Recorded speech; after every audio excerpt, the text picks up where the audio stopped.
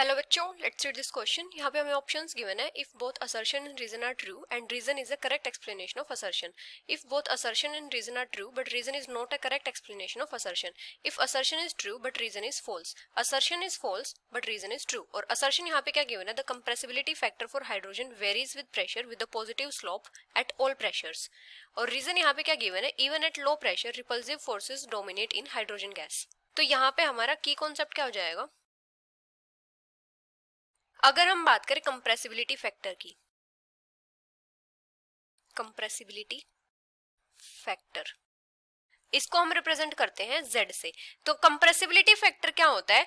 Gases का ideal gas behaviour से जो डेविएशन होता है इसको हम एक्सप्रेस करते हैं in terms of compressibility factor.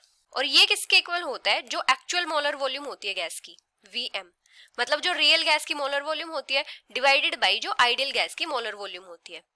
अभी आइडियल गैस इक्वेशन क्या होती है? P into V equals to nRT। तो यहां से हमारे पास PVm किसके इक्वल आ जाएगा? RT के इक्वल आ जाएगा। मतलब Vm यहाँ पे क्या होगी? मोलर वॉल्यूम होगी। तो यहां से हमारे पास जो मोलर वॉल्यूम होगी ये किसके इक्वल आ जाएगी? RT upon P। तो यहां से हमारे पास जो कंप्रेसिबिलिटी फैक्टर होगा ये किसके इक्वल आ जाएगा? PVm upon RT।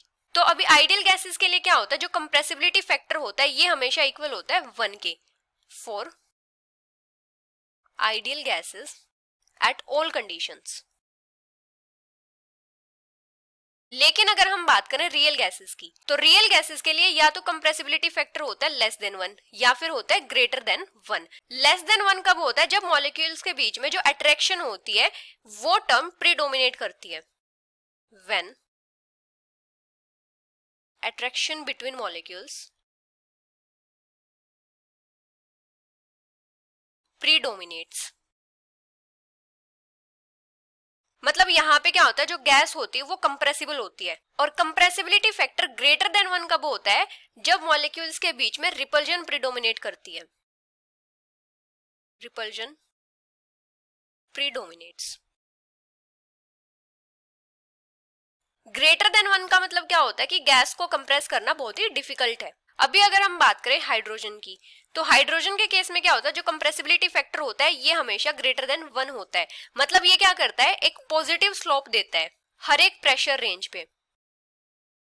Have positive slope at all pressures. क्योंकि हाइड्रोजन के केस में क्या होता है? कोई भी फोर्स ऑफ अट्रैक्शन नहीं होती, सिर्फ रिपल्जन डोमिनेट करती है। There is no forces of attraction.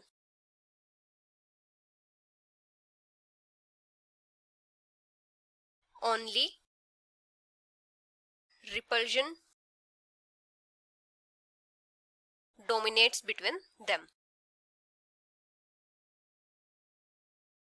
जैसे हम प्रेशर और कंप्रेसिबिलिटी फैक्टर का ग्राफ देखते हैं, जैसे यहाँ पे प्रेशर है, ये कंप्रेसिबिलिटी फैक्टर के लिए है, तो Z इक्वल्स टू 1 होगा आइडियल गैसेस के लिए।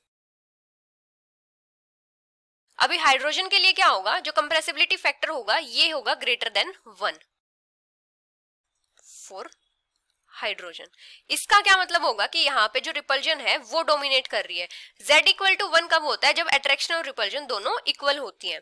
तो यहाँ पे असर्शन क्या गिवन है? The compressibility factor for hydrogen varies with pressure with the positive slope at all pressures. तो ये करेक्ट है, क्योंकि यहाँ पे क्या होता है? जो कंप्रेसिबिलिटी फैक्टर होता है ग्रेटर देन 1 होता है, मतलब यहाँ पे पॉजिटिव स्लोप होता है, पॉजिटिव स्लोप।